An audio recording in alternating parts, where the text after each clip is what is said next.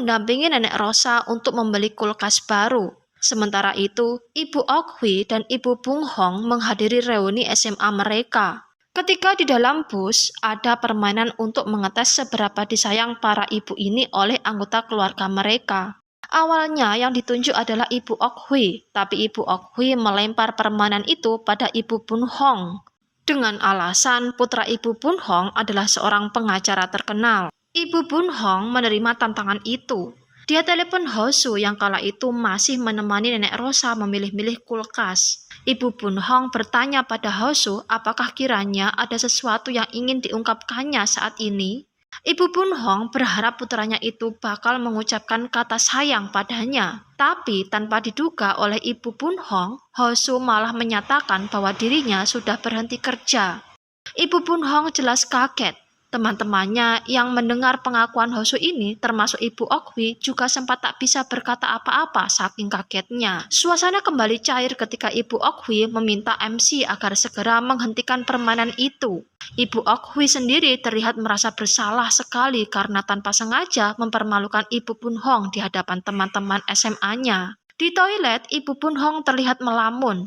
Dia tersadar ketika Ibu Ok-hwi menutup keran air di hadapan Ibu Bun Hong. Untuk membayar kesalahannya, Ibu Ok-hwi mencoba menghibur hati Ibu Bun Hong dengan mengatakan bahwa terkadang anak yang kita besarkan sendiri serasa bukan anak kita sendiri. Bukannya terhibur, Ibu Bun Hong malah kaget mendengar kata-kata Ibu Ok-hwi ini. Tapi kemudian dia tersadar maksud baik dari Ibu Ok-hwi ini.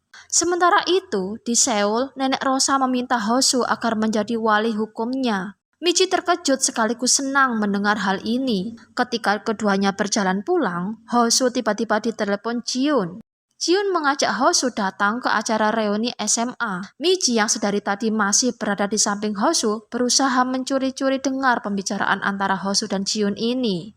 Michi tidak terima karena tidak diundang di acara reuni SMA. Dia ambil paksa HP Hosu dan dia katakan pada Jiun bahwa dia akan datang di acara reuni SMA bersama dengan Hosu. Di desa, Mirai diminta oleh seorang perawat agar segera memotong rambut neneknya. Mirai jelas kebingungan karena dia tidak mempunyai keahlian memotong rambut. Sementara di bagian administrasi, Ibu Ok-hwi diingatkan oleh seorang perawat bahwa tagihan rumah sakit bulan ini belum dibayar oleh Mirai.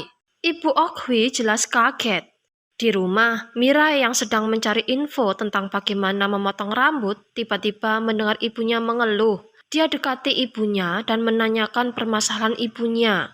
Mengetahui bahwa masalahnya adalah biaya rumah sakit sang nenek yang belum dibayar, Mirai menawarkan uang gaji yang diperolehnya selama kerja di perkebunan.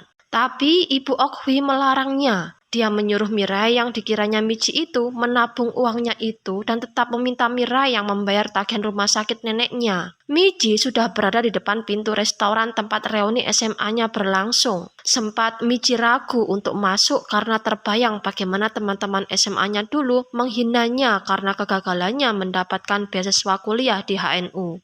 Tapi temannya Choi Sung-hyun membangunkannya dari lamunannya itu dan memintanya untuk lekas masuk.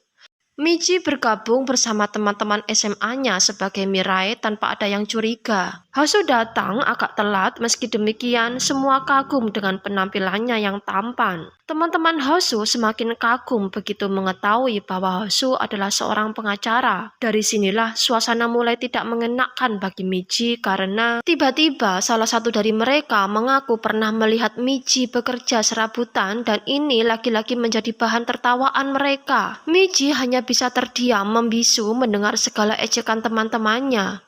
Hosu menyadari suasana yang tidak nyaman ini. Oleh karenanya, dia hentikan teman-temannya bergosip tentang Michi. Selesai acara, Hosu tampak masih belum bisa tersenyum. Dia kecewa dengan sikap Michi yang hanya diam ketika teman-teman SMA-nya menghinanya secara terang-terangan. Saking kecewanya, dia buru-buru pulang dan meninggalkan Michi sendirian di jalan. Michi sendiri tidak bisa memahami dengan tingkah Hosu ini.